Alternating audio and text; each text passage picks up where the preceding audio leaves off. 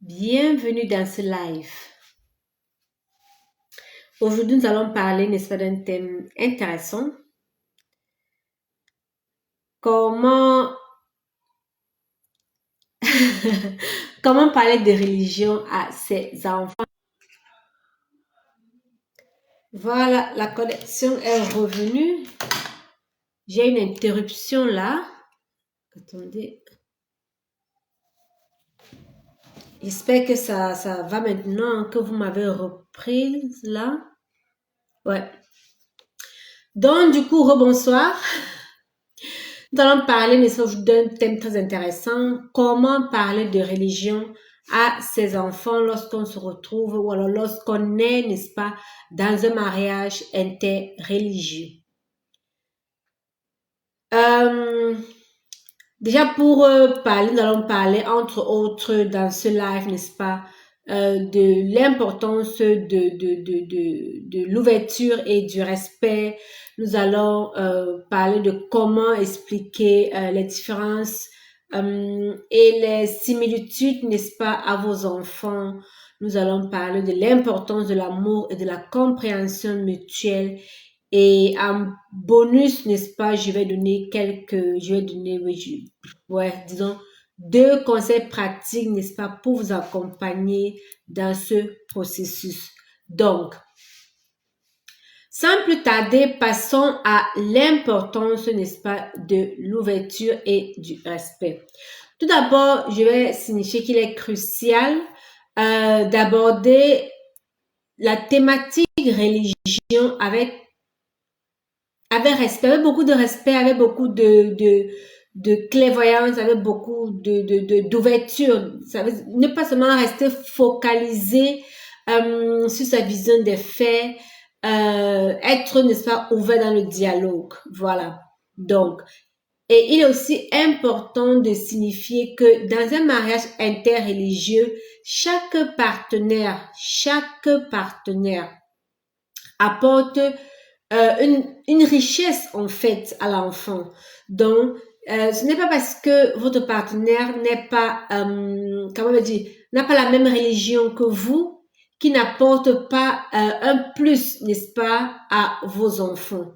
Donc, il faudrait toujours avoir cela en arrière-plan et ne pas parler de manière négative de l'autre religion à vos enfants. De plus, vous avez choisi, n'est-ce pas, d'être dans ce cadre mixte, je dirais ça comme ça. Déjà, Pierre nous apprend ça dans ses écrits lorsqu'il nous dit qu'on doit honorer tout le monde. Quand on dit tout le monde, c'est tout le monde. On ne dit pas oui, il faut honorer tout le monde, mais après à côté on dit il faut honorer tout le monde, mais pas X ou alors pas Y. Tout le monde, c'est tout le monde.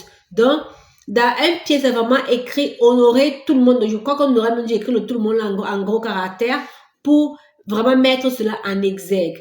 Cela voudrait dire, je peux ne pas être en accord avec ce que mon partenaire, je veux dire comment, honorifie, avec les croyances, n'est-ce pas, de mon partenaire, mais je le respecte. Donc, quand on dit honorer tout le monde, c'est aussi une manière de respecter, en fait. Je respecte ses croyances sans pour autant épouser ses croyances. Donc, c'est aussi ça, c'est quand on parle d'honorer. Donc, un pied nous demande d'honorer tout le monde. Donc, honorer, n'est-ce pas, également le partenaire en honorant ses croyances.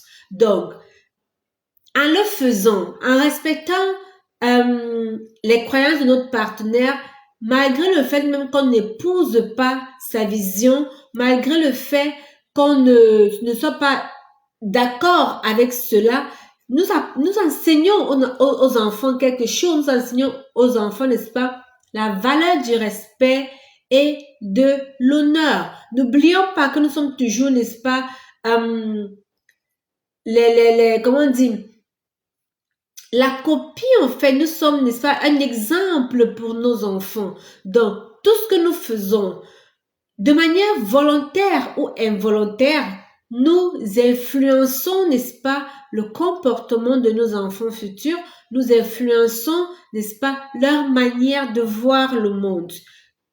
Pour cela, il faudrait que nous ayons toujours ça en fait à mémoire et que lorsque nous agissons, que nous agissons également en conséquence. Voilà, on va y arriver. On va y arriver. Donc, maintenant, après, il est important, n'est-ce pas, d'expliquer. Il est important d'expliquer les différences et les similitudes aux enfants. Le tout n'est pas de dire à l'enfant, ne fais pas X, ne fais pas Y. Le tout n'est pas de dire à l'enfant, ceci est bon ou ceci n'est pas bon. Vous savez, cela met encore, actuellement j'ai ma petite sœur ici à la maison et elle avait ses 2 enfants et en fait j'ai compris, la petite par exemple, elle a 3 ans et lorsqu'elle te pose des questions, il y a toujours ce pourquoi. Tu vas lui donner une réponse, elle dit encore pourquoi. Donc, elle va te dire autant de pourquoi jusqu'à ce qu'elle soit satisfaite de ta réponse. Alors, ce que nous faisons des fois, c'est nous disons genre, voilà, parce que c'est comme ça. Nous prenons, comme il veut dire, la fuite vers l'avant pour dire oui, c'est comme ça et puis voilà. Ou bien on dit, ah, ne dérange pas. Non, ce n'est pas déranger. Prenons le temps. Prenons le temps parce que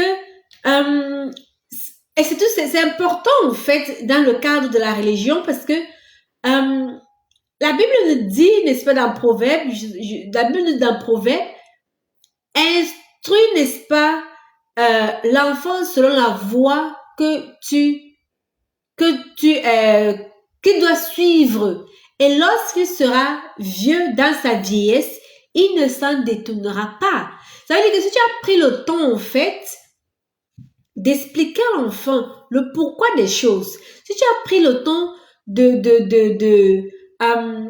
dire à l'enfant pourquoi est-ce que toi, tu adhères à telle religion, si tu as pris le temps de dire à l'enfant que oui, chez moi c'est comme ça, chez papa c'est comme cela, l'enfant aura une meilleure, je veux dire, l'enfant pourra mieux cerner en fait ce que c'est que la religion, l'enfant pourra même mieux cerner ce qui se passe dans la maison et l'enfant pourra, n'est-ce pas, plus tard avoir des éléments vraiment, des éléments nécessaires, des éléments vraiment importants, des éléments, n'est-ce pas, comment je vais dire ça? Il y a un mot là qui m'échappe, mais des éléments cruciaux, voilà, des éléments cruciaux pour comprendre, respecter et voire même choisir à quelle religion lui il va appartenir. Mais si tu passes le temps à dire que oui, parce que c'est comme ça, soit il va prendre l'information ailleurs, qui ne sera pas nécessairement la bonne information, ou alors l'information qui ne sera pas encore à son âge. Parce qu'on est tous d'accord que l'enfant n'a pas la même perception du monde, la même perception de la vie, la même compréhension des choses que nous adultes et aussi même que l'enfant peut être du même âge qui a peut-être un intellect ou alors qui est beaucoup plus éveillé tout simplement. Donc, tu dois connaître ton enfant et tu dois donc de par cette connaissance choisir ou alors savoir comment lui donner les informations au temps opportun. Donc, j'espère qu'on se comprend à ce niveau-là. Et après cela, nous allons parler de l'importance de l'amour et de la compréhension mutuelle. Ces 2 éléments sont très importants pour un mariage interreligieux qui doit réussir. L'amour et la compréhension mutuelle. Je ne vais pas parler de respect, je ne vais pas parler de pardon et tout cela parce que une chose est certaine, c'est que lorsque tu aimes vraiment quelqu'un, tu le respectes automatiquement. Lorsque tu aimes vraiment quelqu'un, tu es prêt également à pardonner. C'est la raison pour laquelle, pour ce live, c'est vrai que j'ai parlé dans d'autres lives de pardon et ainsi de suite, mais pour ce live particulièrement, je vais dire, ah, bonsoir Francine, oh là là, coucou, ça fait plaisir de te voir, de te lire en fait. On a besoin de te voir à travers mon écran. Oui, reçois mes salutations. Donc, comme je disais, donc, en fait, il est important, n'est-ce pas, je veux dire, non, dans un mariage religieux réussi, nous allons souligner deux aspects qui sont l'amour et puis le respect mutuel. Jean souligne ça encore, Jean souligne ça vraiment très bien lorsqu'il dit dans sa parole, aimez-vous les uns les autres. Aimez-vous les autres. Non, il n'a pas dit, aime ton frère de même religion, aime ton frère de même couleur, aime ton frère de même nationalité, aime ton frère de, je sais pas trop, de même contrée. Non. Il a tout simplement dit, aimez-vous les uns les autres. Et il dit, et c'est ainsi en fait que, dans c'est par cet amour que vous allez montrer à votre prochain que les autres vont savoir, n'est-ce pas, que vous êtes mes disciples. Alors, si, n'est-ce pas, pour nous qui sommes enfants de Dieu, si nous ne pratiquons pas cet amour-là, comment est-ce que on va se différencier en fait d'un être lambda? Vous voyez, ça n'a pas de sens. Aimez-vous les uns les autres. Ça veut dire que même lorsque notre partenaire est, je ne sais pas, d'une religion, je ne sais même pas trop, qu'on n'aime pas, on doit malgré tout lui donner de l'amour. D'autant plus, je ne peux que me répéter, c'est nous qui avons choisi ce type de relation. Parce que la base, on a faussé en fait notre base. Si on avait bien pris la peine de préparer en fait notre mariage, on avait fait la bonne préparation, on ne serait peut-être pas en train de choisir, en train de faire des calculs pour pouvoir, n'est-ce pas, mieux gérer je vais dire quoi, cette différence religieuse. Donc, on dit souvent, on assume nos choix. Et à ce niveau, c'est ça tout son sens. On doit assumer nos choix. Vous devez assumer vos choix. Oui, toi qui me regardes, tu dois assumer ton choix. Alors, pour cela, respecte ton mari. Le point, aujourd'hui, j'ai intitulé mon live comment parler de religion à nos enfants dans un mariage interreligieux. Avec tout ce que nous faisons en fait, nous devons toujours avoir un arrière-pensée, un arrière-plan. Que les enfants nous copient, les enfants regardent après nous. Donc, il faut savoir que lorsque nous aimons notre partenaire qui a une différence religieuse que la nôtre, nous montrons, n'est-ce pas, à nos enfants les valeurs de compassion, les valeurs de compréhension mutuelle, de compassion qui vont au-delà, qui transcendent, n'est-ce pas, les différences religieuses. C'est très important. Toujours avoir en tête, en fait, que voilà, les enfants regardent après nous. Les enfants, nous sommes les modèles, en fait, de nos enfants. Si nous montrons à nos enfants que nous ne pouvons pas vivre dans nos relations avec harmonie, qu'espérons-nous, en fait, d'eux lorsqu'ils seront en âge également d'avoir des foyers?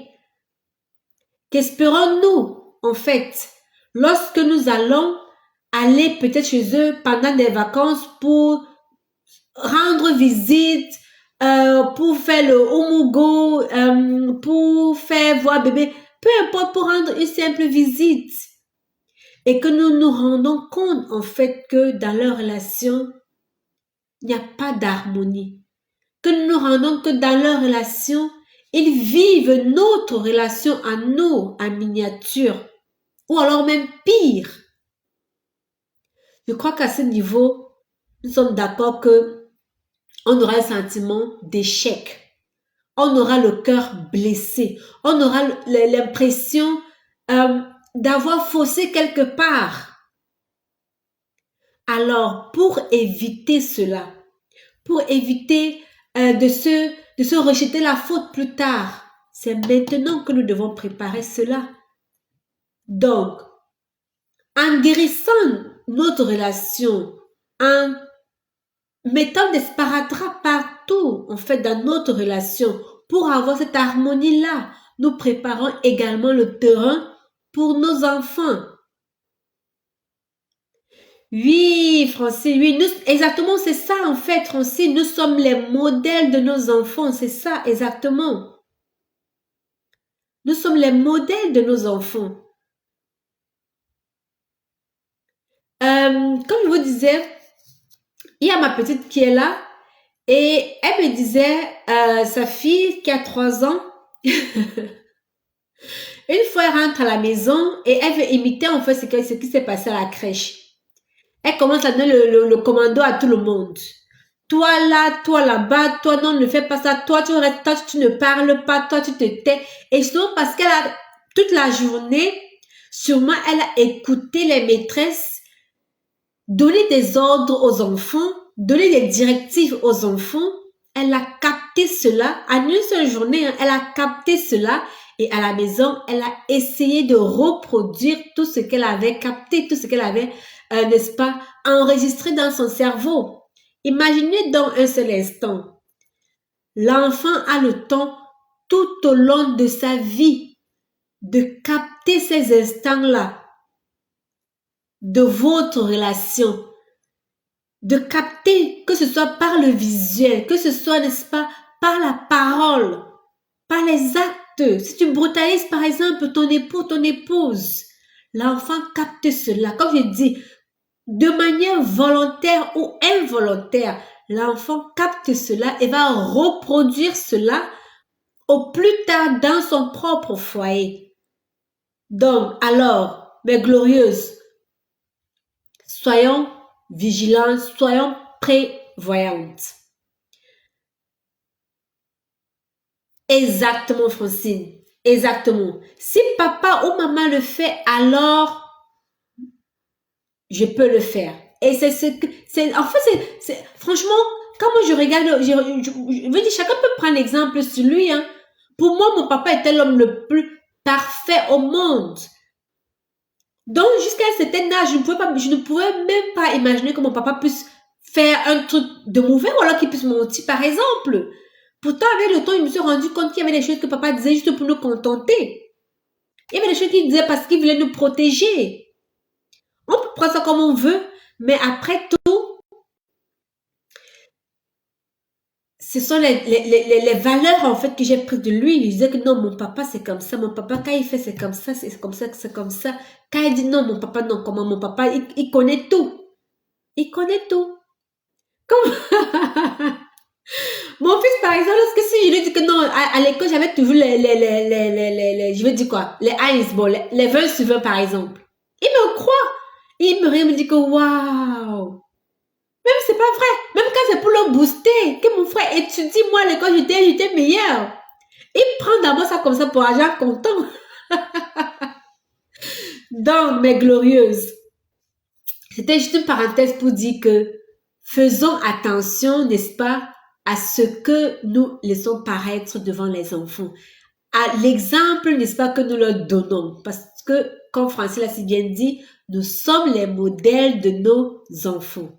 Voilà. Donc, à ce niveau-ci, je vais vous donner deux conseils. Deux conseils qui pour moi, sont vraiment importants en fait dans le vécu en famille, dans un mariage interreligieux. Je vais D'autant plus que c'est basé aujourd'hui sur les enfants, je vais dire, encouragez vos enfants. Encouragez vos enfants à être curieux. Encouragez-les à la curiosité. Soyez honnête avec eux et ouverts. Ça veut dire quoi? Ça veut dire que lorsque vos enfants vous posent des questions, quelle que soit la sensibilité de la question, j'ai dit l'enfant selon son âge a une capacité à retenir, a une capacité à comprendre. Parfois, si les mots ne suffisent pas, prenons des dessins, prenons des exemples pratiques et ils comprendront mieux.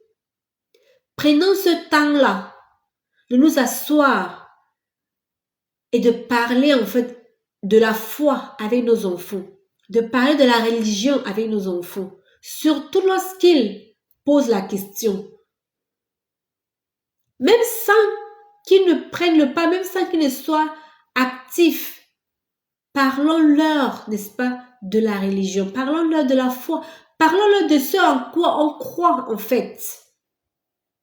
Parce que lorsque je vais dire religion, d'autres vont peut-être dire que ah oui, et puis si moi je ne suis pas religieuse, parle à l'enfant de ce en quoi tu crois. C'est important. Lorsqu'il te pose des questions, sois le plus clair possible. Parce que une chose est sûre, que lorsque vous donnez une réponse qui est bien expliquée, l'enfant ne va plus reposer la même question. Si l'enfant pose, ça veut dire que quelque part, il y a quelque chose qui est encore flou. Cherchez d'autres mots. Dites ça d'une autre manière pour l'aider à mieux comprendre.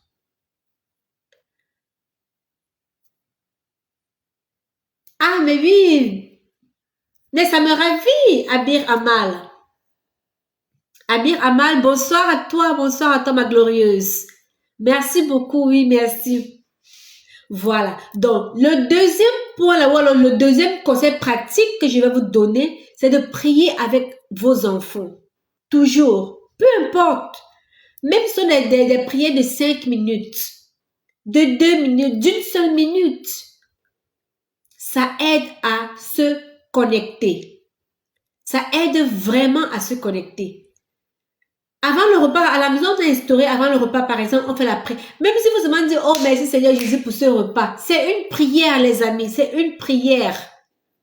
Surtout lorsque ça vient de l'enfant.